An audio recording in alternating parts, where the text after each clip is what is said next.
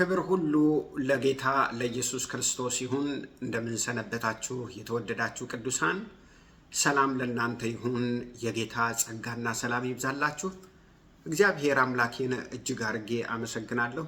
ዛሬ ደግሞ እንደገና ወደፊታችሁ መጥቻለሁ። ሁልጊዜ እንደምለው በእግዚአብሔር ምሕረት፣ በእግዚአብሔር ቸርነት፣ በእግዚአብሔር በጎነት እግዚአብሔርን ቃል ይዤ መጥቻለሁ። እየተማርን ያለነውን ትምህርት በጣም ደስ የሚል የእግዚአብሔርን ቃል እየተማርን ነው። በመጽሐፍ ቅዱሳችን በጣም ከባዱን ክፍል ተብሎ የሚነገረውን የሮሜ ምዕራፍ 9 ምዕራፍ 10 እና ምዕራፍ 11 እየተመለከትን ነው። ይሄ ክፍል እንግዲህ እስራኤል ስለ መጽደቋና ስለ አለመጽደቋ የሚናገር ክፍል ነው። እስራኤል ትድናለችን የሚለው ነው አርዕሱ። አዎ የሚል ነው። እንዴት ትድናለች እንዴት አትድንም የሚለውን ቃል በዝርዝር ከቃሉ ነው እየተማርን ያለ ነው። ከራሴ ሐሳብ አይደለም። አንዳንድ ሰዎች ያነሳሉ፣ ስለምን ስለ እስራኤል ብቻ ትናገራለህ ሌሎች ሀገሮችስ ይላሉ። ወገኖች ሆይ ክፍሉ የሚናገረውን እየተናገርኩ ያለሁት ወይንም እያስተማርኩ ያለሁት ሮሜ ምዕራፍ 9 ምዕራፍ 10 ምዕራፍ 11 ስለሆነ ነው እንጂ ወገኖች ሆይ እግዚአብሔር በብሉይ ኪዳንም በአዲስ ኪዳንም የማዳን መንገዱን አልለወጠም። ሰው የሚድነው በምንድን ነው? በእምነት ነው። አለቀ። በእምነት እንደሚድን የእግዚአብሔር ቃል ይናገራል። በሀገርም ደረጃ በግለሰብም ደረጃ ሰው የሚድነው በክርስቶስ ኢየሱስ በማመን ነው። ይሄን ደግሞ የእግዚአብሔር ቃል በደንብ አድርጎ አስቀምጦታል። ገላትያ ምዕራፍ 3 ቁጥር 6 እስከ 9 እንግዲህ የእምነት አባት የተባለው ወገኖች የሁሎችም የካቶሊኮችም የኦርቶዶክሶችም የፕሮቴስታንቶችም የሙስሊሞችም አባት ተብሎ የሚነገረው አብርሃም የጸደቀው በእምነት እንደሆነ ከዛ በኋላ ደግሞ በእምነት የሚጸድቁ ሁሉ የአብርሃም ልጅ እንደሆኑ የእግዚአብሔር ቃል ገላትያ ምዕራፍ 3 ቁጥር 6 ጀምሮ አነባዋለሁኝ። ምን ይላል? እንዲሁ አብርሃም በእግዚአብሔር አመነ፣ ጽድቅ ሆኖ ተቆጠረለት። እንኪያስ ከእምነት የሆኑት እነዚህ የአብርሃም ልጆች እንደሆኑ እወቁ። አብርሃም ክርስቶስን አምኖ ጸደቀ። ዛሬም በክርስቶስ የሚያምኑ ሁሉ የአብርሃም ልጆች ናቸው ይላል። ቁጥር 8 መጽሐፍ እግዚአብሔር አሕዛብን በእምነት እንዲያጸድቅ አስቀድሞ አይቶ በአንተ አሕዛብ ሁሉ ይባረካሉ ብሎ ወንጌልን ለአብርሃም ሰበከለት። ወንጌል ምንድን ነው? ወንጌል ክርስቶስ ነው።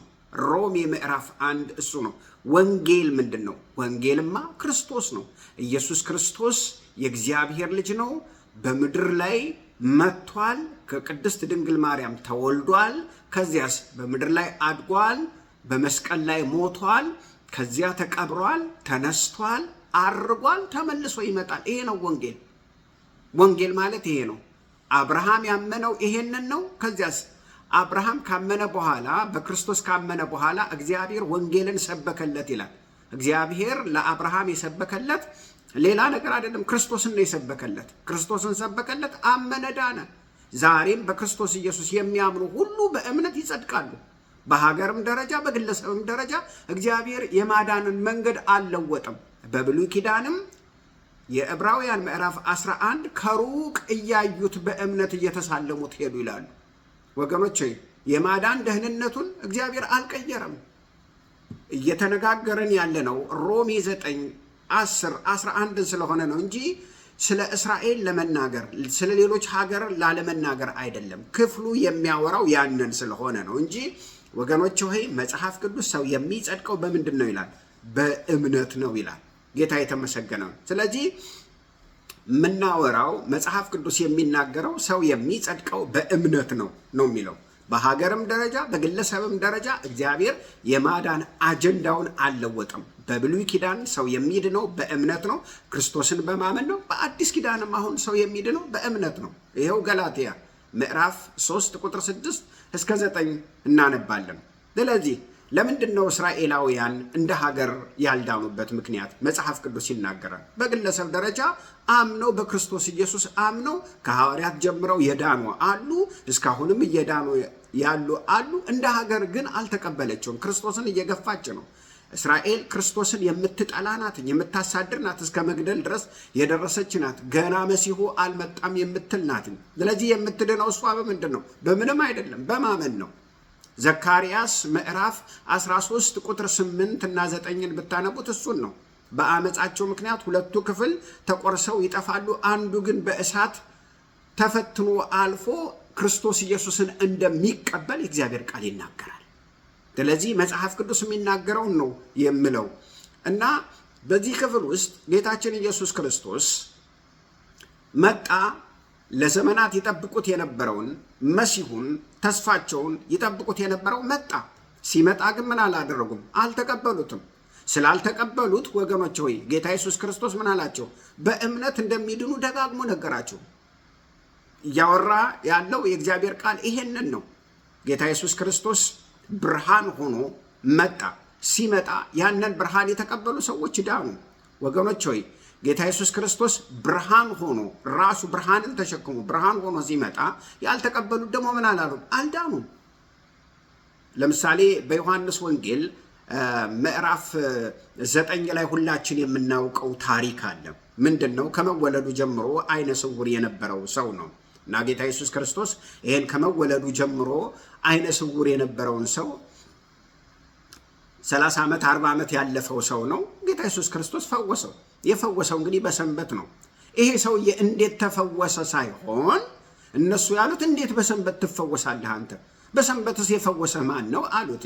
ወገኖች የጌታ ኢየሱስ ክርስቶስ ይሄንን ሰው አገኘውና የሥጋ አይኑን ነው የፈወሰው። ነገር ግን የልቡ ብርሃን ነበረ እና የፈወሰህን ታምነዋለህ ወይ አለው። እሱ አውቀው ዘንድ ማን ነው አለ። በፊቱ ቆሟል አለው።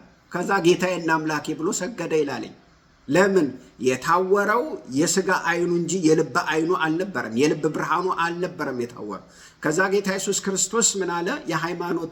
የሃይማኖተኞች መሪዎችን የሥጋ አይናቸው ያያል፣ የልብ ብርሃናቸው ግን ታውሮ ነበረ ወገኖች። እና ምን አላቸው? ዮሐንስ ወንጌል ምዕራፍ 9 ቁጥር 34 ላይ ሲናገር ኢየሱስ የማያዩት እንዲያዩ፣ የሥጋ አይናቸው ማለት ነው። የሥጋ አይናቸው የማያዩት እንዲያዩ፣ ነገር ግን ደግሞ የሚያዩት እንዲታወሩ አለ። እነሱ ያያሉ፣ የልብ ብርሃናቸው ግን ብርሃናቸው ክርስቶስ በመካከላቸው እየተመላለሰ ምን አላሉትም? አላወቁትም።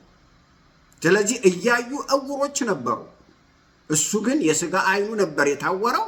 ነገር ግን የሥጋ አይኑ ሲበራ ጌታዬና አምላክ ያለ ልቡ አይደለም የታወረው፣ ልቡ አይደለም የጨለመው። ዛሬም ስለ ሥጋ አይን አይደለም የምናወራው፣ ስለ መንፈሳዊ አይን፣ ስለ መንፈሳዊ ብርሃን ነው የምናወራው ወገኖች። ኢየሱስ ክርስቶስ የዓለም ብርሃን ነው ይላል። ሰው በኃጢአት ምክንያት ጨለማ ውስጥ ነበር። ጨለማ ማለት አለማወቅ ማለት ነው። እውቀት ማለት ደግሞ ብርሃን ማለት ነው። ክርስቶስ ብርሃን ሆኖ ብርሃንን ተሸክሞ ራሱ ብርሃን መጣ። ዮሐንስ ወንጌል ምዕራፍ 1 እሱን ነው የሚለው። ወደዚህ ዓለም ብርሃን መጣ፣ ያንን ብርሃን ግን አላወቁትም ይላል እና ሊቀበሉትም አልፈለጉም ይላል ወገኖች ሆይ። ስለዚህ የልብ ጥመት የልብ ችግር ነበረ ያልተቀበሉት እንጂ ስላላወቁ አይደለም፣ እያወቁ ነው ያልተቀበሉት። ስለዚህ አልተቀበሉትም ይላል ወገኖች ሆይ። ዛሬም ልንገራችሁ ኢየሱስ ክርስቶስ በዓለም ዙሪያ ይሰበካል፣ ወንጌል ይሰበካል። ነገር ግን ሰዎች ዛሬም የማይሆን ነገር በእጃቸው ይዘው የማይሆን ነገር በውስጣቸው ቋጥረው ይሄንን እውነት ይቃወማሉ፣ ይሄንን ወንጌል ይቃወማሉ። ይሄ ወንጌል በሚሰበክበት ቦታ ሁሉ ኢየሱስ ክርስቶስ ሲገለጥ ወገኖች ሆይ ለማመን ፈቃደኞች አይሆኑም። የራሳቸውን ጽድቅ ነው የሚፈልጉት እና ባለፈው የጀመርነውን እስራኤል ለምን አልጸደቀችም? እስራኤል እንደ ሀገር ለምን አልጸደቁም? በግለሰብም ደረጃ የተወሰኑት ቢቀበሉም አብዛኛው ሕዝብ ግን ጌታን አልተቀበለም። ለምን አልተቀበሉም በምንልበት ጊዜ ይሄው መጽሐፍ ቅዱስ ሮሜ ምዕራፍ 10 ቁጥር 1 እስከ 4 ነው እየተመለከትን ያለ ነው። ሮሜ ምዕራፍ 10 ቁጥር 1 እስከ 4 ምን ይላል ጳውሎስ? ወንድሞቼ ሆይ የልቤ በጎ ፈቃድና ስለ እስራኤል ወደ እግዚአብሔር ልመናይ እንዲድኑ ነው። አያችሁ፣ እንዲድኑ ነው። እንዲድኑ ነው ማለት ነው ስላልዳኑ ነው። እኔ አይደለሁም ያልኩት፣ ይኸው ቃሉ እንዲድኑ ነው። እነሱ እንዲድኑ እኔ ምን ነው በተረገምኩኝ? እኔ ሲኦል ገብቼ እነሱ ቢድኑ ነው የሚለው። እኔ እኮ አላልኩም። ይኸው የእግዚአብሔር ቃል እኮ እንዲድኑ ነው። ስላልዳኑ እኮ ነው እንዲድኑ ነው እያለ የሚናገረው። ከዚያስ በእውቀት አይቅኑ እንጂ ለእግዚአብሔር እንዲቀኑ እመሰክርላቸዋለሁ። ቅንዓት አላቸው። ለመዳን ለእግዚአብሔር ሕግ ቅንዓት አላቸው እስከ መግደል ድረስ።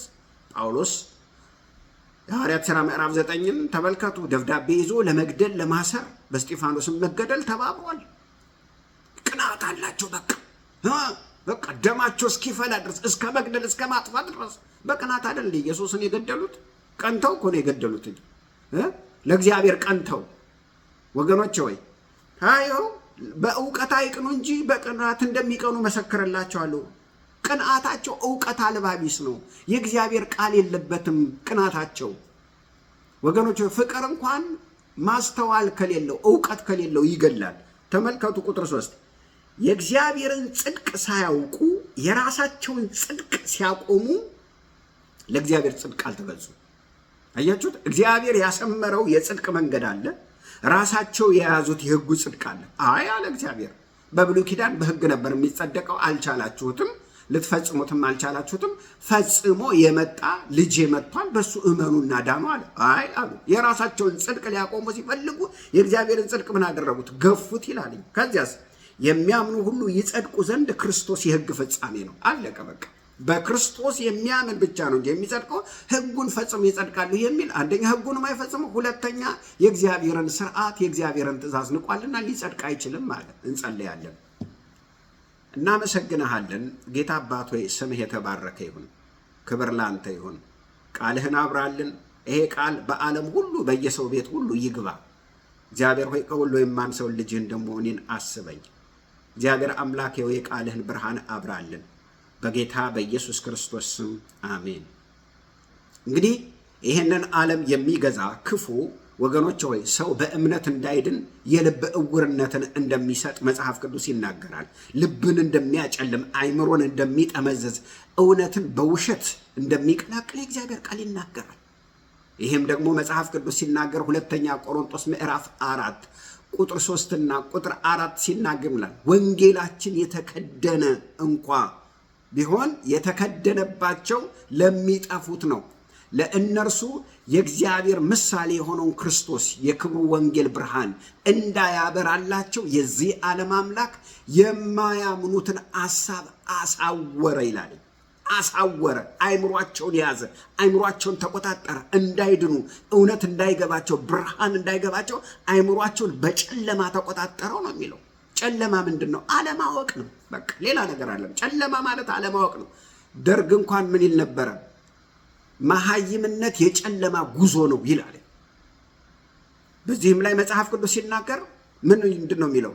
አለማወቅ ጨለማ ነው፣ በጨለማ ያዛቸው ነው የሚለው። ከዚያስ ወገኖች ሁሉን ግን ማሳወር ግን አይችልም። ምክንያቱም ስለማይችል አድርጎም ስለማያውቅ የሚበራላቸው ሰዎች እንዳሉ ሁሉ ጨለማቸው የሚገፈፍ ሁሉ እንዳሉ ደግሞ መጽሐፍ ቅዱስ ይናገራል። አንተ ምስክር ነህ፣ እኔ ምስክር ነኝ። እሱ ብቻ አይደለም፣ የእግዚአብሔርም ቃል እዚሁ ሁለተኛ ቆሮንቶስ ምዕራፍ 4 ቁጥር 6 ላይ በክርስቶስ ፊት የእግዚአብሔር የክብሩን ዕውቀት ብርሃን እንዲሰጥ በልባችን ውስጥ የበራ በጨለማ ውስጥ ብርሃን ይብራ ያለ እግዚአብሔር ነው ይላል። አያችሁት? ልባችን አይምሯችን በጨለማ ተይዞ ነበር፣ ባለማወቅ ተይዞ ነበር። ዕውቀትን የመጣው እኮ ሌላ ነገር እኮ አይደለም። ጭንቅላታችን ከፍተው ልባችንን ከፍተው የሆነ ነገር አይደለም ያስገቡብን። የማናውቀው የነበረውን ነገር ሁሉ በዕውቀት ምን አድር ዕውቀት ሲገባ ብርሃን። ወገኖች ሆይ ጨለማ ምንጭ የለውም።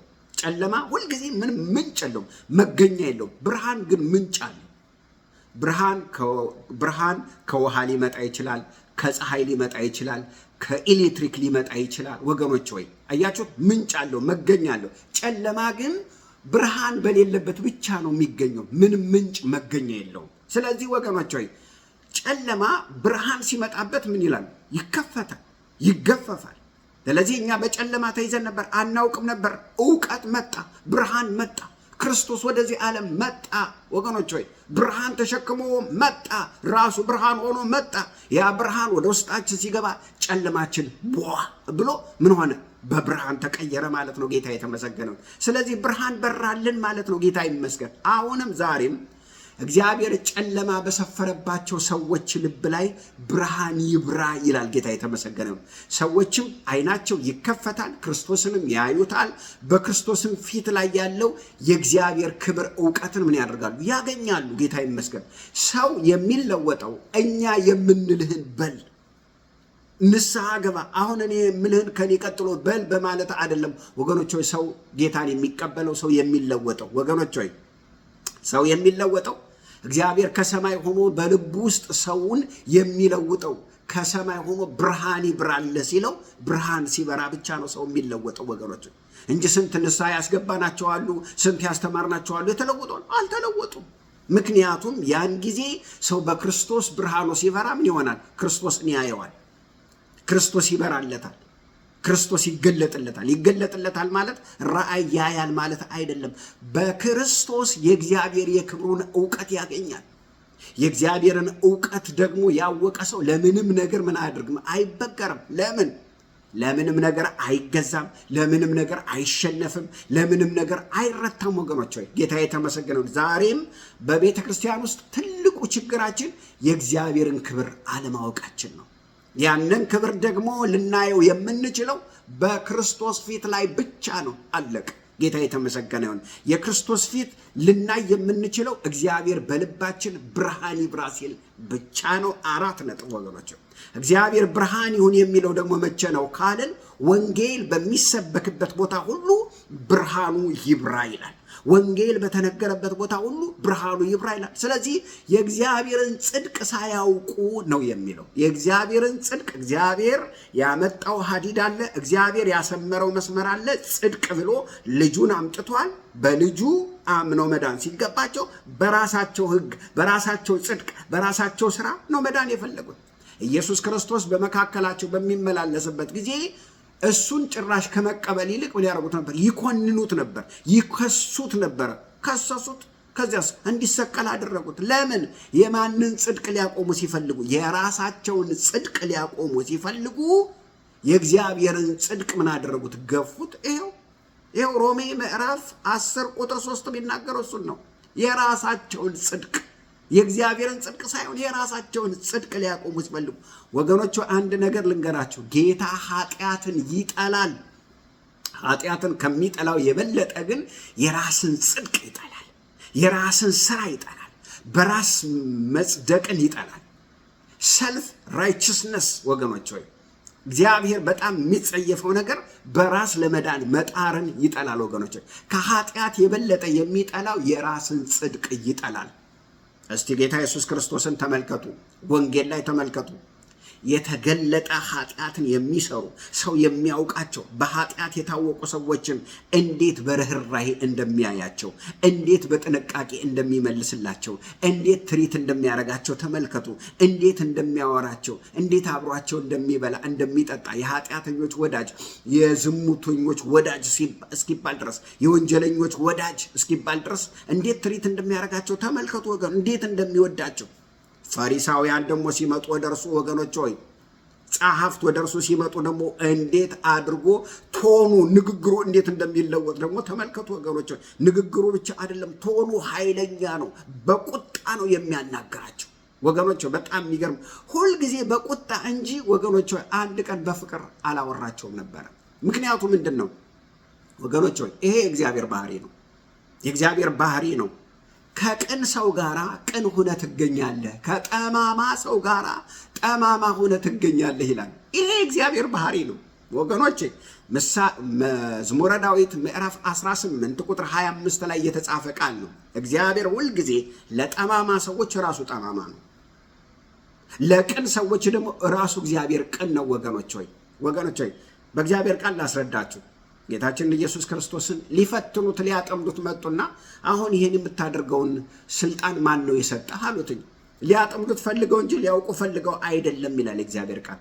እሺ እናንተ የምትጠይቁትን ጥያቄ መልስላችኋለሁ፣ ምንም ችግር የለም። እኔ አንድ ጥያቄ ብቻ ነው የምጠይቃቸው፣ እሱም መልሱልኝ አላቸው። ምንድን ነው አሉትኝ። የመጥምቁ ዮሐንስ አገልግሎት ከሰማይ ነው ወይስ ከሰው አላቸው። ቆይ አንድ ጊዜ ተመካክረን እንምጣ መጣን ጠብቀን አሉና ሄዱ። ዘወር ብለው እንዴ ከሰማይ ነው ካልን ለምን አልተቀበላችሁትም ይላል። ከሰው ነው ካልን ደግሞ ህዝቡ ደግሞ እንደ ነብይ ቆጥሮት ስለነበረ ይሄ የሚያዋጣ ነገር አይደለም፣ ሁለቱም አያዋጣም። ምክንያቱም ሁለቱንም ነው፣ ከሰማይም ነው እንደገና ደግሞ እግዚአብሔርም ደግሞ ያስነሳው ሰው ነው። ስለዚህ መጡና አይ አናቅም ማለት እኔም አልነግራችሁም አላቸው። አያችሁ ጠማማ ሆነው ስለመጡ ምን ሆነባቸው? ጠመመባቸው። ኢየሱስ እኔም አልነግራችሁም ማለት እናንተ በመጣችሁበት መንገድ ኢየሱስ ክርስቶስ መልስ ይሰጣችኋል። ስለዚህ ለምንድን ነው ሃይማኖተኞች ላይ ጠንካራ የሚሆነው ካላችሁ በጣም ኃጢአተኞቹ ወገኖች፣ በጣም ኃጢአተኞቹ በኃጢአት የተያዙ ሰው የሚያውቃቸው ሰዎች አሉ። እነሱ ደግሞ እኛ ህጉ አለ በህጉ ነው የምንኖረው ብለው ህጉን ተከትለው የሚሄዱ ሁለቱም ኃጢአተኞች ናቸው ወገኖች፣ ሁለቱም ኃጢአተኞች ናቸው። ይሄኛው ግን እኛ ህጉን ይዘናል የሚሉ ግን ከላይ ያማሩ፣ አያችሁ በሜካፕ የተዋቡ በቃ ራሳቸውን በጽድቅ ለመግለጥ የሚፈልጉ ናቸው። ለምንድን ነው የሚጠላው ካላችሁ ሰውን ኮንፊውዝድ የሚያደርጉ ናቸው። ከላይ ያማረባቸው አለባበሳቸው፣ ጺማቸው፣ ሽቷቸው ያላቸው ከላይ ስታያቸው ዋው ነው የምትሉ ወገኖች ሆይ። ነገር ግን ወገኖች ሆይ ቀረብ ብላችሁ ደግሞ ስታያቸው ደግሞ ወገኖች በጣም የሚገርም ነገር ነው። አያችሁ ለዚህ ነው እነዚህ ኃጢአተኞች ሰዎች ስታያቸው ያስታውቃሉ፣ ደካሞች ናቸው፣ ኃጢአተኞች ናቸው። ወንጌል እንስበካችሁ ስትሏቸው ምን ያሉ ይሰበካሉ። አሜን እሺ ብሎ ጌታን ይከብ። እነዚህኞቹ እንዴት ብላችሁ ተሰብኳቸዋላችሁ? ዘፍጥረት፣ ዘጸአት፣ ዘሌዋውያን፣ ዘዳግም እያሉ ከቀፉር፣ ከነጭ አዝሙድ፣ ከከሙን ይሄን ያህል መውጣት አለበት እያሉ እየሰበጠሩ ከእናንተ በላይ እውቀት እያላቸው እንዴት ብላችሁ ወንጌል ትነግሯቸዋላችሁ? ለዚህ ነው ጌታ ኢየሱስ ክርስቶስ ወገኖች ሆይ ምን አላቸው? የውጭው የነጣ ነበረ፣ ውስጣቸው ግን የተበላሸ ነበረ። መበላሸት ስለነበረው ቢቸግረው ምን አለ? እናንተ በኖራ የተለሰናችሁ መቃብሮች፣ ሬሳዎች፣ ሙቶች፣ በድኖች አላቸው። ወገኖች የለበሳችሁት ያማረ ነው፣ ውስጣችሁ ግን የገማና የሸተተ የተበላሸ ነው። ላያችሁ ግን በኖራ የተለሰነ የሚያምር መቃብር ናቸው አላቸው። መቃብር አይታችኋል? ከላይ በተለያየ አይነት ነገር ያዘንጡታል፣ ያሳምሩታል። በጣም በእምነ በረድ፣ በጽሁፍ፣ በአበባ፣ በምናምን በምን በደንብ አድርጎ ያሳምሩታል። ውስጡ ግን ከፍታችሁ ስታዩት የሸተተ የገማ ነው ወገኖች ሆይ። እነሱንም ያላቸው እንደዚህ ነው። ማቴዎስ 23 ላይ ያላቸው ወገኖች እግዚአብሔር ከራስ ጽድቅ የሚጠብቀው ነገር መጥላት ነው። እግዚአብሔር ከራስ ጽድቅ ይጠብቃል። በራስ ለፍቶ ከመዳን እግዚአብሔር ይጠብቃል። ይሄንን ደግሞ ሁልጊዜ የምንለማመደው ነገር ነው። በራስ ጽድቅ መሄድ ሁላችንም የምንለማመደው ነገር ነው። ምን ማለት ነው? ሰውን በምንኮንንበት ጊዜ፣ ሰውን በምንተችበት ጊዜ፣ ሰውን ላይ በምንፈርድበት ጊዜ እወቁ እኛም ምን እያደረግን ነው? እየፈረድን ነው፣ እየኮነንን ነው ወገኖች ሆይ። መጽሐፍ ቅዱስ የሚናገር ለጊዜው ላይታየን ይችላል፣ የራስ ስለማይታይ አይን ስር ያለ ስለማይታይ ነው እንጂ አይን ስር ያለ ከመቅረቡ የተነሳ ስለማይታይ ነው እንጂ ሁልጊዜ የምናደርገው ነው። እኛ ሰዎችን እንተቻለን። እኛ እየጸለይን፣ እኛ እያነበብን፣ እኛ እየተቀደስን ምንል ሰዎች አለን ወገኖች። የራስ ጽድቅ እግዚአብሔር የሚጸየፈው ነገር ነው። ከዚህ የተነሳ ነው እንጂ የማይታየን የኛ ቅርብ ስለሆነ ነው እንጂ እግዚአብሔር ፈልጎ መጥፎውን ነገር ቢያሳየን ወገኖች ያንኑ ነገር እኛ እናደርገዋለን፣ እኛ እንፈጽመዋለን። ጥያቄ የለውም ወገኖች። ደግሞ እኛ ሰዎቹ በወደቁበት መንገድ ብንፈተን ያንኑ አይነት ምን እናደርጋለን? ከማድረግ ወደኋላ አንመለስም። ከማድረግ ወደኋላ አንመለስም ወገኖች ሆይ። ልንገራችሁ እግዚአብሔር የሰውን የራስን ጽድቅ በጣም ይጸየፋል፣ ይጠላል። እውነቱን ነገር ልንገራችሁ። እውነተኛው ነገር እኛ ኃጢአተኞች ነን፣ ደካሞች ስለሆንን በምህረቱ ባለጸጋ ስለሆነ በምህረቱ በቸርነቱ ስለደገፈን ነው እንጂ ነገር ግን ወገኖች ሆይ ያንን ስለረሳን ነው እንጂ ሁልጊዜ ሰውን ስናብጠለጥል፣ ሰውን ስንጠላ፣ ከፍ ዝቅ ስናደርግ፣ ሰውን ስናወጣ ስናወርድ እግዚአብሔር ምን ያደርጋል? ያዝናል። አንተም እኮ ያው ነህ፣ ምህረት በስቶልህ ነው እንጂ፣ ቸርነት በስቶልህ ነው እንጂ፣ በጎነት በስቶልህ ነው እንጂ እንትና እያልን ያን እያልን በሰው ላይ እጃችንን የምንጠቁም አሉ አንዳንድ ሰዎች ሚዲያውን አገኘን ብለው እንደፈለጉ የሚናገሩ ወገኖች ሆይ እንደፈለጉ የሚናገሩ አሉ። አባቶችን የሚዘረጥጡ፣ እናቶችን የሚዘረጥጡ፣ አገልጋዮችን የሚናገሩ ወገኖች አሉ። ወገኖች ሆይ በመጨረሻው ዘመን መልስ እንሰጥበታለን። ከራስ ጽድቅ እግዚአብሔር ይጠብቀን ወገኖች። ስለዚህ በዘመናችን የራስን ጽድቅ ስናቆም እንዳንገኝ መጸለይ አለብን። ጌታን መለመን አለብን። ጸጋውን መሻት አለብን። ምክንያቱም ምንም አይሰራም የሰው ጽድቅ የትም አያደርስም። እነዚህ የሕጉን ነገር ሰምተው እኛ እንጸድቃለን አሉ። ሕጉን ይዘው እኛ እንጸድቃለን አሉ። እኛም ያንን ለምሳሌ አሁን የራስ ጽድቅን እያደረግን ነው የምንለውን ከጀመረን እኮ ወደኋላ አንመለስም ወገኖች። አንድ ነገር ልንገራችሁ፣ በዘመናችን ልንፈልገው የሚገባ አንድ እውቀት ቢኖር የእግዚአብሔርን ጽድቅ ማወቅ ነው። ጌታ የተመሰገነ ነው። ክርስቶስን ማወቅ ነው። ጽድቃችን የሆነውን ክርስቶስን ማወቅ ነው። እርሱ ደግሞ የእግዚአብሔር ጽድቅ ነው። አለቀ። 4 ነጥብ። ሌላ የመዳኛ መንገድ የለም። ክርስቶስ ነው መዳኛ። ሌላው ቃል የማይነሳ ነገር ነው። ሌላውን ነገር የምንጸድቅበት ነገር አይደለም። የእግዚአብሔር ጽድቅ ክርስቶስ ነው። ክርስቶስን ነው ልንቀበል ልናገኝ የሚገባው። መዳኛችን እሱን ነው። ሌላ ቀጥሎ የማነሳው ነገር ምንድን ነው? የእግዚአብሔርን ጽድቅ ሳያውቁ የራሳቸውን ጽድቅ ለማቆም ሲፈልጉ ለእግዚአብሔር ጽድቅ አልተገዙም ይላል። ወገኖች ሆይ ምን ማለት ነው? ለእግዚአብሔር ጽድቅ መገዛት ማለት ምን ማለት ነው? ይህንን መፍታት ይኖርብናል። ይሄ በጣም መፈታት ያለበት ነገር ነው። እንግዲህ ለሕግ መገዛት ማለት ሕጉን ማድረግ ማለት ነው። በቃ እስራኤላውያን ለሕጉ የሚገዙ ነበሩ። በጣም ያለ ነቀፋ ነበርኩ ይላል ጳውሎስ ራሱ ሲናገር። ነገር ግን የእግዚአብሔር ጽድቅ ሥጋ ለብሶ መጣ። ተመልከቱ፣ እግዚአብሔር መንገዱን ቀየረ፣ መንገዱን ቀየሰ። አልቻላችሁም ሕጉን መጠበቅ አለና እግዚአብሔር ስርዓቱን፣ መንገዱን፣ ሀዲዱን ቀየረ። ምን ማለት ነው? ለሱ መገዛት ማለት፣ ለሕጉ መገዛት ማለት ማመን ማለት ነው። አለቀ። አሁን በመታገል በመጣር በእንትን በመለት ያንን ለመፈጸም በቃ አላደል በጾም በጸሎት ስጋን በማድከም ብዙ በቃ ተራራን በመዞር ሰውነትን በማቆሸሽ መታገል ምናምን 44ቱን ደቦር በመንከራተት ሳይሆን በማመን ትጸድቃላችኋል። አለቀ አለቀ። አሁን ግን ሰውም ያንን በትግል ነው። በቃ እመን ነው። ለእግዚአብሔር ሕግ መገዛት ማለት የእግዚአብሔር ጽድቅ ሆኖ የመጣውን፣ የእግዚአብሔር ጽድቅ ሆኖ የተገለጠውን፣ የእግዚአብሔር ጽድቅ ሆኖ የተመላለሰውን፣ የእግዚአብሔር ጽድቅ ሆኖ መስቀል ላይ የሞተውን፣ የእግዚአብሔር ጽድቅ ሆኖ የተቀበረውን፣ የእግዚአብሔር ጽድቅ ሆኖ የተነሳውን፣ አሁን በሰማይ በአባቱ ቀኝ የተቀመጠውን፣ ደግሞ በክብር የሚመጣውን፣ ሃሌሉያ ብናምነው በእኛ ውስጥ የሚኖረውን፣ በእኛ ውስጥ ሆኖ አድሮ ጽድቅን የሚሰራውን ኢየሱስ ክርስቶስን ማመን ነው። ሃሌሉያ። ቀሎ መጣ፣ አቅልሎ አመጣልን። ወገኖች ሆይ ሰው ሲኦል እንዳይገባ አቅልሎ አመጣልን። በክርስቶስ ኢየሱስ እመኗል። እዚህ ጋር አንድ ነገር እንመለከታለን። በሕግ የሚገኝ ጽድቅ አለ፣ በክርስቶስ በማመን የሚገኝ ጽድቅ አለ።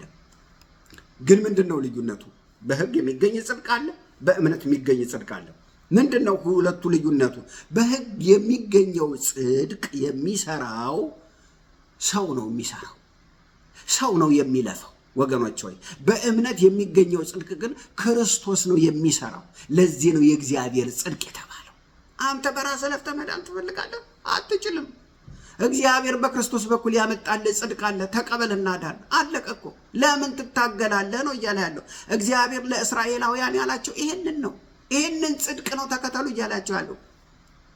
አሁንም ከኛ የተፈለገው ምንድን ነው? ጽድቅ ነው። ጽድቅን እናድርግ ነው። አንዳንዴ ጽድቅን አላደረጋችሁም በጽድቅ ተመላለሱ አይደል የምንባለው ወገኖች። ታዲያ የሚገርማችሁ ነገር በሕጉ ጽድቅን ማድረግ ይቻላል። ምን ማለት ነው? አሁንም በክርስቶስ አምኖ ጽድቅን ማድረግ ማለት ነው። ሕጉን ተሸክሞ ፈጽሞ መጣና ይሄው እኔ ዝም ብላችሁ ሰምታሙ ትድናላችኋል። ምን ትታገላላችሁ? እኔ ፈጸምኩላችሁ፣ እኔ አደረግኩላችሁ፣ እኔ ሆንኩላችሁ። እርግማናችሁን፣ ኃጢአታችሁን፣ አለመፈጸማችሁን እኔን ወሰድኩላችሁ። እኔን ተቀበለና ዳና አለ። ወገኖች አሁንም በክርስቶስ አምኖ ጽድቅን ማድረግ ነው። ጌታ ይመስገን። የሁለቱ ውጤት አንድ ከሆነ ታዲያ ምንድነው ልዩነቱ? ምን መለያየት አመጣው? በሕጉም ተጸደቀ፣ በእምነትም ተጸደቀ። ምንድነው ልዩነቱ ወገኖች? የሰማይና የምድር ያህል ነው የተለያየው። ምክንያቱም በሕግ ሲሆን የሚያደርገው ሰው ነው። ተመልከቱ፣ በሕግ ሲሆን የሚያደርገው፣ በእምነት ሲሆን ልዩነቱ የሚያደርገው ክርስቶስ ነው።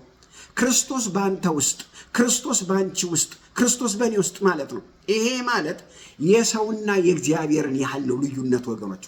በሰውና በእግዚአብሔር መካከል ያለው ልዩነት ደግሞ መለኪያ የሚገልጸው አይመስለኝም። ትልቅ ልዩነት ነው ያለው። ለዚህ ነው እግዚአብሔር ያልፈለገው፣ ለዚህ ነው እግዚአብሔር የተጸየፈው። ምክንያቱም ያኛው ለማን ነው የተሰጠው ካላችሁኝ፣ በኃጢአት መርዝ ለተነደፉ፣ ኃጢአት መርዝ ሆኖ ውስጣቸው ለተሞላ ለነሱ ነው። በስራ እንጸድቃለን ላሉ ለሚታገሉ ሰዎች ነው ወገኖች። ወይ ነገር ግን መጽሐፍ ቅዱስ ሲናገር ምን ይላል? የሕግ ስራ ደግሞ ይላል። የሕግ ስራው ምንድን ነው ይላል? ማጽደቅ ሳይሆን ኃጢአትን መግለጥ ነው ይላል። ተመልከቱ። ምክንያቱም መጽሐፍ ቅዱስ ሲናገር ምን ይላል? ኃጢአት በሕግ ይታወቃል ይላል። ሕግ ስራው ምን ማድረግ ነው? አንተን ሊያጸድቅህ አይደለም የመጣው፣ ኃጢአትህን ሊገልጥ ነው የመጣው። የሰራውን ኃጢአት ሁሉ ሐዋርያ ጳውሎስ ሮሜ ምዕራፍ 7 ስታነቡ ምንድን ነው የሚለው? እንዲህ ሕግ ከመምጣቱ በፊት ኃጢአት መሆኑን እኔ አላቅም ነበር አለ። ይሄ ኃጢአት ነው፣ ይሄ ኃጢአት ነው አይደለም የሚለውን አላቅም ነበር። ሕግ መጣና እንዲህ ይሄ ያደረግከው ነገር እኮ ኃጢአት እኮ ነው እያለ ኃጢአቴን ሁሉ እየገለጠ አሳየኝ ነው የሚለው። ሮሜ 7 እኮ የሚናገረው እሱን ነው። ኃጢአት በሕግ ይታወቃል ይላል። ስለዚህ ኑሮው እግዚአብሔርን የሚፈልገው እግዚአብሔር የሚሻው የትግል ኑሮ ሳይሆን ሕግ መጥቶ ሰውየውን እያሳደደ ይሄን አድርገሃል፣ ይሄን ሰርተሃል፣ ይሄን አድርገሃል፣ ይሄን ሰርተሃል እያለ ሮሜ 7ን ስታነቡ ኃጢአትን እየገለጠበት መጣ። ኃጢአቱን እያበዛው እየመነዘረው መጣ። ወገኖች ምን ማለት ነው? ሰው ሕግን አገኘና በዚያ በሕጉ በኩል እፈጽማለሁ ሲል ሰዶ ማሳደድ ሆነበት ማለት ነው። ስላልቻለ ሰዶ ማሳደድ። ምክንያቱም ሕጉ አያጸድቅም። ሕጉ ስራው ኃጢአትን መግለጥ ነው፣ ኃጢአትን ማሳወቅ ነው። ኃጢአት ደግሞ የት ነው ያለው ካልን ላስቬጋስ አይደለም፣ ጣሊያን አይደለም፣ አውሮፓ አይደለም፣ አሜሪካ አይደለም፣ አፍሪካ አይደለም። የት ነው ያለው? የሰው ስጋ ውስጥ ነው ያለው ወገኖች። ስለዚህ ሕጉ መጣና ይሄን ሰርተሃል፣ ይሄን አድርገሃል፣ አጭበርብረሃል፣ ሰርቀሃል፣ አመንዝረሃል፣ ሀምተሃል፣ እንትን አድርገሃል እያለ መግለጥ ጀመረ። ይሄ ሁሉ ጉድ አለብኝ አለና ኃጢአቱ ሲገለጥበት ያ ሰው ምን ሆናል? ብሎ ይጮሃል ማለት ነው። ልክ ጳውሎስ ሮሜ 7 እኮ እንደዛ ነው የሆነው። መልካሙን ማድረግ ስወድ የማልወደውን ክፉ ነገር ሳደርግ እገኛለሁ። እኔ ምን አይነት ጎስቋላ ሰው ነኝ! ለዚህ ለሞት ከተሰጠ ሥጋዬ ማን ይለየኛል? ብሎ ጮኸ። አልቻለም ወገኖች። ሮሜ 7 እሱን ነው የሚናገረው። በእምነት ግን በክርስቶስ የእግዚአብሔርን ሕይወት ነው የምናገኘው። ጌታ የተመሰገነው። እርፍ አለን። ክብር ለኢየሱስ ይሁን። እርፍ አለን በእምነት። ያ ሕይወት ደግሞ የሚኖርም ነው የሚያኖርም ነው። ለምን? ክርስቶስ በእኔ ይኖራል ተብሎ ተጽፏል። ጌታ የተመሰገነው። ጸጋ የሚባል አለ። ሃሌሉያ ወገኖች ሆይ፣ ስለ ጸጋ አንድ ነገር ልንገራችሁ። ሰው የሚድነው በጸጋ ነው። ጸጋ ማለት ሰውየውን የማያክል እግዚአብሔርን የሚያክል ሰውየውን የማይመጥን ማለት ነው። በነፃ የተሰጠ ማለት ነው። ሰው የሚድነው በምንድን ነው? በጸጋ ነው። አለቅ። ከዚያስ በጸጋ ከዳነ በኋላ በራሱ ደግሞ ሊቀጥል አይችልም። ቲቶ ምዕራፍ 2 ቁጥር 11 ላይ ምን ይላል? ሰዎችን ሁሉ የሚያድን የእግዚአብሔር ጸጋ ተገልጧል ይላል። ይህም ጸጋ ይልና ካዳነህ በኋላ ከዛ ደግሞ ዓለማዊ ምኞትን ክደን የተባረከውን የጌታችን የኢየሱስ ክርስቶስን መገለጥ እንድንጠባበቅ ያደርገናል ይላል። ይሄ ጸጋ እንደገና ደግሞ እንድትኖርም ይረዳሃል ነው የሚለው። ዓለማዊ ምኞትን ክደ የተባረከውን ተስፋህን ኢየሱስ ክርስቶስን እንድጠብቅ አሁንም ይረዳሃል፣ አሁንም ያግዛሃል ይላል። ጌታ የተመሰገነ። አያችሁ፣ ጸጋ ሶስት ስራ አለው ማለት ነው። ያድንሃል፣ እንድትኖር ያደርግሃል፣ በጸጋ ደግሞ እንድታገለግል ያደርግሃል። ጌታ የተመሰገነ። የጸጋ ስጦታ የለ፣ በጸጋ ደግሞ እንድታገለግል ያደርጋል። ስለዚህ ጸጋ 3 ነገር ይዟል። በነፃ አዳነህ፣ እንደገና ስትኖር በቅድስና እንድትኖር ደግሞ ከዳንክ በኋላ የምትቀደሰው ለመዳን አይደለም። ከዳንክ በኋላ በጸጋ በነፃ በክርስቶስ እምነት ከዳንክ በኋላ ከዚያ ደግሞ በጸጋ ዓለማዊ ምኞትንና ኃጢአትን እምቢ ብለህ ለክርስቶስ እንድትኖር ጸጋው ይረዳሃል ይላል። ከዚያ ስታገለግል ደግሞ ማንም ሰው እግዚአብሔር በሰጠኝ ጸጋ ነው ብሎ ያገልግል ይላል። ሮሜ ምዕራፍ 12 ላይ እሱን ይናገራል። ስለዚህ ጸጋ እነዚህ ሶስቱን ፓኬጆች ይዟል ማለት ነው። ጸጋ ምን ያደርጋል? ያጸድቃል። ጌታ የተመሰገነው። ክብር ለኢየሱስ ይሁን። ይሄ የክርስቶስ ጸጋ የተሰጠን እምነት የሚኖር ነው፣ የሚያኖር ነው። ለምን? ክርስቶስ በእኔ ይኖራል ተብሎ ስለተጻፈ። አሁንም ይላል ጳውሎስ ሲናገር፣ አሁን በስጋ የምኖረው ኑሮ በወደደኝ ስለ ኃጢአት የራሱን አሳልፎ በሰጠ በእግዚአብሔር ልጅ ባለኝ ላይ እምነት ነው የምኖረው ይላል። አያችሁት? እኔ የምኖረው በራሴ አይደለም፣ እሱ በሰጠኝ ጸጋ ነው የምኖረው ይላል። ያን ጊዜ ጽድቅ ይሰራል አይሰራም? ይሰራል። ግን በማን ሆኖ ነው? በክርስቶስ ሆኖ ነው የሚሰራው። እግዚአብሔር የፈለገው ይሄንን ነው። ጌታ የተመሰገነው። መጽሐፍ ቅዱስ ሲናገር ሮሜ 8 ምዕራፍ 29 ላይ ልጁ በብዙ ወንድሞች መካከል በኩር ይሆን ዘንድ አስቀድሞ ያወቃቸውን የልጁን መልክ እንዲመስሉ ነው ይላል። ጌታ የተመሰገነው። ምን ማለት ነው? ሁሉም ውስጥ የእግዚአብሔር ጽድቅ እንዲገኝ ልጁን እንዲመስሉ፣ ሁሉም ላይ በክርስቶስ ያመነው ሁሉ ላይ የእግዚአብሔር ጽድቅ እንዲገኝበት ማለት ነው። ምንድን ነው የእርሱ ጽድቅ ካላችሁ፣ የእርሱ ጽድቅ ማለት በፍቅር የሚገለጥ ስርዓት ማለት ነው፣ ሕግ ማለት ነው። ጌታ የተመሰገነው። ምክንያቱም መጽሐፍ ቅዱስ ምንድን ነው የሚለው? ተመልከቱ። ጽድቅ በፍቅር የሚገለጥ ሕግ ማለት ነው።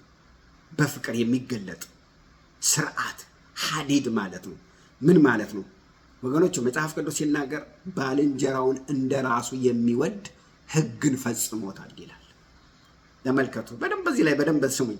ሕግን ምን አድርጎታል? ፈጽሞታል ይላል። ጽድቅ ማለት ጀስትስ ማለት ነው፣ ፍትህ ማለት ነው። ብዙ ጊዜ እንደርሱ አንረዳውም ወገኖች። በክርስቶስ ጸድቅ ያለው ስንል የሆነ አብስትራክት የሆነ ነገር ነው የምናበጀው እንጂ እንደዚህ ብዙዎቻችን አልገባንም ወገኖች። ወይ ግን ጸድቅ ያለው ስንል እኔ ፍትሃዊ ነኝ እያለን ነው። ጎረቤቴን እንዴት ትሪት እንደማደርግ፣ የሥራ ባልደረባዬን፣ ጓደኞቼን፣ ዘመዶቼን፣ እናቴን፣ አባቴን ያሉኝን ሰዎች እንዴት ትሪት እንደማደርግ የማይበት መንገድ ነው። ትክክለኛ ጀስትስ ነው እያደረግኩ ያለሁትኝ። በእኔና በቤተሰቤ መካከል ያለውን በስስት ነው፣ በቅንዓት ነው፣ የራስን ክብር በመጠበቅ ነው፣ ራስን በመውደድ ነው፣ ጥቅምን በመሻት ነው የማረገው ወይስ በትክክለኛው መንገድ ነው የማደርገው ብሎ መመልከት ነው ጽድቅ ማለት ወገኖች። ወይ ሌሎች ለእኔ ሊያደርጉልኝ በምፈልገው መንገድ ነው ለሌሎች የማደርገው ማለት ነው ጽድቅ ማለት ወገኖች። ወይ ይሄ ወገኖች ወይ ልንገራችሁ፣ ይሄ አማኞች ምድረ አማኞች በሙሉ ይሄ ቢገባ ኖሮ ይሄ ክርስቶስ በእኛ ውስጥ እንዲኖር የሚፈቅደው ነገር ነው ወገኖች። ወይ በእኛ ውስጥ ሆኖ ወንድሞችን እንዲወድ ክርስቶስ በእኛ ውስጥ ሆኖ በጎ እንዲያደርግ፣ በእኛ ውስጥ ሆኖ በጎ እንዲናገር፣ በእኛ ውስጥ ሆኖ በጎ እንዲያስብ ብንፈቅድለት እንዲህ ቢሆን ኑሮ ወገኖች ሆይ ጌታ በበነገታው ወደኛ የሚመጣ ይመስለኛል።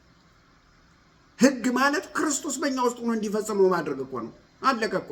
እኛ አልቻልነውም፣ ክርስቶስ ፈጸመውና ክርስቶስ እንዳለ እኛ ውስጥ ገባና በእኛ ውስጥ ሆኖ እንዲፈጽመው ማድረግ እኮ ነው።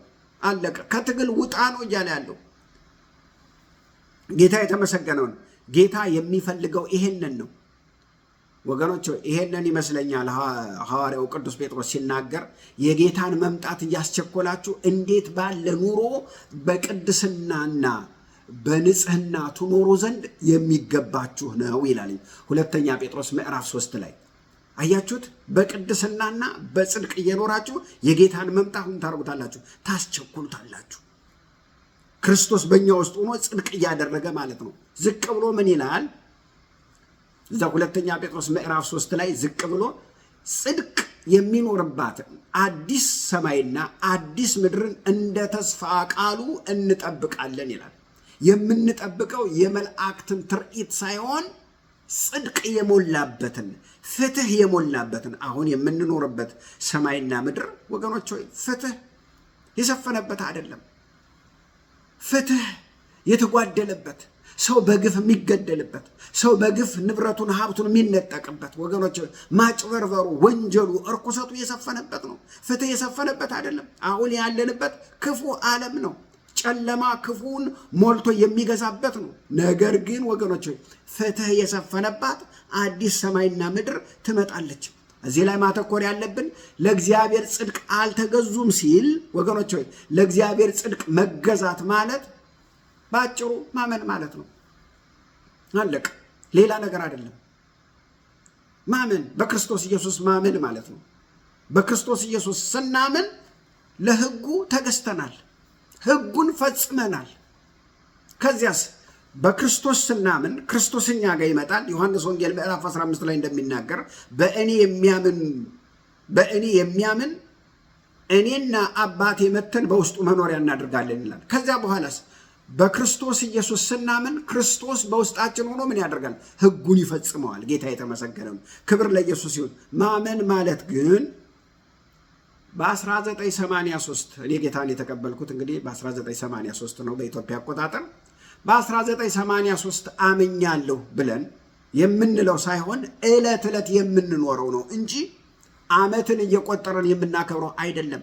እምነት ሁልጊዜ ሕያው የሆነ አክቲቭ የሆነ ሁልጊዜ የጋለ ፍሬሽ የሆነ ላይፍ ማለት ነው። ጌታ የተመሰገነ ነው። በክርስቶስ ያለን እምነት ክርስቶስ በእኔ ውስጥ ይኖራል የምንለው እምነት ነው። ከዚያስ ስለሰጠው የተስፋ ቃል ሁሉ ያንን ይዘን ከዚያስ ጌታ አልተውህም አልጥልህም የሚለውን አልፈራም ሰው ምን ያደርግኛል የሚለውን እምነት ይዘን ወገኖች ሆይ በአጠቃላይ በእያንዳንዱ ዕለትና ቀን ደቂቃና ሰዓት በእያንዳንዱ ነገር ውስጥ ሁሉ አምላካችንን እግዚአብሔርን ታምነን የምንኖርበት ማለት ነው። እምነት ማለት አንድ ጊዜ ተቀብየዋለሁ በቃ የምንለው አይደለም ወገኖች ሆይ። ስለዚህ እግዚአብሔር እንደሚያስበን፣ እንደማይጠነቀቅልን፣ እንደማይጠብቀን፣ እንደማይረዳን ሁልጊዜ ጠላት ሊያሳየን ሊነግረን ይፈልጋል። ነገር ግን እምነት ማለት እግዚአብሔር ከኔ ጋር ነው፣ በዚህም ውስጥ አምላኬ ታማኝ ነው ብለን ጸንተን የምንቆምበት የዕለት ተዕለት ኑሯችን የዕለት ተዕለት እምነታችን ማለት ነው። ጌታ የተመሰገነ ነው። ጠላት ይመጣና አሳያለሁ፣ አሳጣሃለሁ፣ በአንድ ነገር ባዶህን ነው ማስቀር የሚልበት ጊዜ አለ። ከዚያኛ ምን ልንል ይገባል? ለገዛ ልጁ ያራራለት ነገር ግን ስለ ሁላችን አሳልፎ የሰጠን ሁሉን እንዴት አተርፍርፎ አይሰጠንም? አንድ ልጁን አሳልፎ ከሰጠኝ ለኑሮማ ለሕይወቴማ ምን ችግር አለበት ማለት አለብን ወገኖች። አጠፋሃለሁ ሲለን እግዚአብሔር ይገስጽህ፣ እግዚአብሔር የመረጣቸውን ማን ይጥላቸዋል ማለት ወገኖች፣ ይሄንን አክቲቭ ሆነን በሕይወት እየተገበረን መኖር አለብን። እምነት ማለት ይሄ ማለት ነው ወገኖች ሆይ። ሌላው ምን ይላል? የሚያምኑ ሁሉ ይጸድቁ ዘንድ ክርስቶስ የሕግ ፍጻሜ ነው ይላል። የሚያምኑ ሁሉ ይጸድቁ ዘንድ ክርስቶስ ምንድን ነው? የሕግ ፍጻሜ ነው። ቁጥር 4 የሚናገረው እሱ ነው። ምን ማለት ነው? አንድ ምሳሌ ልንገራቸው። ለምሳሌ የማራቶኖቹ ሁሉ የሩጫዎቹ ሁሉ ንጉሥ ምንድን ነው? ማራቶን ነው። ማራቶን እንደምታውቁት ከየዓለም ሁሉ በሙሉ ሯጮች ይሰበሰቡና ጥይት ይተኮሳል፣ ሩጫው ይጀመራል። 42 ኪሎ ሜትር ነው። አንድ ዙር ስቴዲየሙን ይዞሩና ከዚያ ይወጣሉ ማለት ነው። ከዛ ተመልሰው የሚመጡት ወዴት ነው? ወደ ስቴዲየም ነው። 42 ኪሎ ሜትሩን ከሮጡ በኋላ ከዛ በኋላ ለምሳሌ የኦሎምፒኩ ፕሬዝደንት ይነሳና ከስቴዲየሙ ወጣ ይላል። ወጣ ይልና አንድ ሽማግሌ ሰውዬ ቢያገኝ ሽማግሌ ሰውዬ አስፔዛ አድርገው ወደ ቤታቸው ሲሄዱ ሰላም ይላቸዋል። ከዛ በኋላ ስቴዲየሙን አንድ ሩጫ ሊሮጡ ይችላሉ ብሎ ሲጠይቃቸው እሺ ይችላሉ ይላሉ። ከዛ ፈቃዳቸውን ከጠየቀ በኋላ የመሮጫ ልብስ ያለብሳቸውና አንድ ዙር እያለከለኩ ምን ያደርጋሉ? ይሮጣሉ ማለት ነው።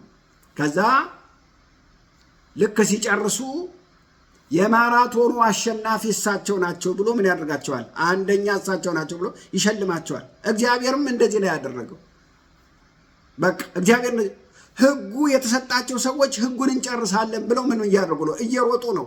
ነገር ግን ጳውሎስ እየነገረን ያለው ነገር ምንድን ነው?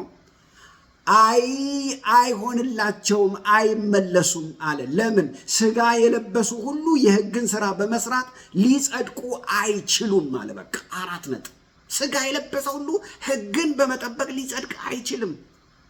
ሮሜ ምዕራፍ 9 ቁጥር 30 ላይ የሚለው እሱን ነው። ምንድን ነው ያለው? ጽድቅን ያልተከተሉ አሕዛብ ተመልከቱ። ሕጉ የሌላቸው ጽድቅን ያልተከተሉ። ሕጉ አይሁዳውያን ላይ ነው፣ እስራኤላውያን ነው። መጽሐፉ ያለው እነሱ ጋር ነው። በደንብ እየተረተሩ ነው የሚያስረዱት። ኢሳይያስ 53 ሁሉም በሙሉ 39 እነሱ ጋር ነው። አሕዛብ ግን ሕጉ የላቸውም፣ ጽድቅንም አልተከተሉም። ነገር ግን ጽድቅን አገኙ። ከእምነት የተነሳ ክርስቶስን በማመን ጽድቅን አገኙ ይላል። ሮሜ ምዕራፍ 9 ቁጥር 30 እስከ 33 የሚናገረው እሱን ነው። አያችሁት? እነሱ ጽድቅን አልተከተሉም፣ ጽድቅን ግን በእምነት አገኙ። እነማን? አሕዛብ ብሎ ጠቅሷቸዋል። በእምነት ጽድቅን አገኙ። እነዚህኞቹ ግን አላገኙም ይላል። እኒህ ሽማግሌ ትንሽዬ ሮጠው ምን አደረጉ? ተሸለሙ። አያችሁ? ሰዎችም ያሏቸውን የኦሎምፒኩን መሪዎች ወይንም የኦሎምፒኩ አስተዳደሮች ያሏቸውን አደረጉ፣ ሽልማቱን አገኙ። ስለዚህ እግዚአብሔርም ስርዓቱን ቀየረ ማለት ነው። የማዳን ስርዓቱን ቀየረ። በሕጉ ነበር አልቻላችሁም፣ ሕጉን ጨርሶ መጣ፣ አሁን በልጄ ነው የሚዳነው አለ። እነሱ ግን ኖ እኛ በሕጉ ነው የምንሄደው አሉ። ልንገራችሁ፣ ሰዎች ያሏቸው ሰውየው ስለፈጸሙ ምን አደረጉ? ተሸለሙ፣ አሸነፉ። እስራኤል ግን የጽድቅን ሕግ እየተከተሉ እየሮጡ ነው። ነገር ግን ወደ ሕጉ አልደረሱ። እየሮጡ ነው። 42 ኪሎ ሜትሩን እየሮጡ ነው ወገኖች። እስራኤል በሕጉ ውስጥ ያሉት ሆነው እየሮጡ ነው። ተመልሰው ግን አይመጡም። ለምን? ስለማይጨርሱት፣ ስለማይሆን። እግዚአብሔር ግን ምን አደረገ? 42 ኪሎ ሜትር መሮጥ አያስፈልግም አለ። የመጨረሻውን ዙር የሮጠ ይሸለማል አለ። ምንድን ነው የመጨረሻው ዙር ካላችሁ? በክርስቶስ ኢየሱስ ማመን። አለቀ። 42 ኪሎ መሮጥ አያስፈልግም። የመጨረሻውን ስቴዲየሙን የሮጠ ያሸንፋል አለ። ያ ምንድን ነው? በክርስቶስ ማመን ነው። አለቀ። ለምን ትታገላለህ? ለምን አሳረህን ታያለህ? ለምን ሰደህ ታሳድዳለህ? ከቤትህ ወጥተህ ሀብት ንብረትን ጥለህ በዋሻ በጥሻ መከራ እያየህ በረሃብ በስቃይ ሰውነትህን በማንገላታት ለምን መከራ ታያለህ? በክርስቶስ እመንና ዳን። የዛሬ 2000 ዓመት ከቅድስት ድንግል ማርያም ኢየሱስ ክርስቶስ ተወለደ። ላንተ ሲል፣ ላንቺ ሲል፣ ለኔ ሲል ተወለደ። የሞተው ላንተ ሲል፣ ላንቺ ሲል ነው። ማን ነው የሞተልህ? ደም ያፈሰሰ ማን ነው? አምላክ ሰው ሆኖ የመጣ ማን ነው ወገኖች? ወይ ማንም።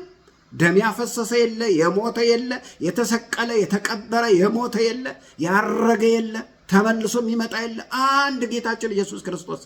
አምላኬና ወደ እኔ ግባ ስትለው ይገባል።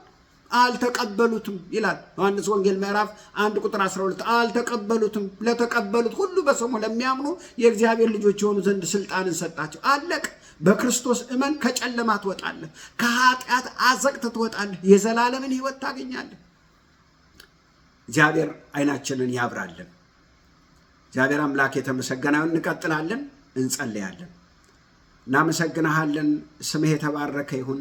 እንወድሃለን። ክብር ላንተ ይሁን። የእስራኤል አምላክ የሰራዊት ጌታ እግዚአብሔር ሆይ እንወድሃለን። ተመስገን። ይሄ ቃል ደግሞ ለትውልድ ሁሉ ይድረስ፣ በየቤቱ ሁሉ በየዓለም ሁሉ ይድረስ። ጌታ ሆይ በሰማይ በምድር እናመሰግንሃለን። በኢየሱስ ክርስቶስ ስም አሜን።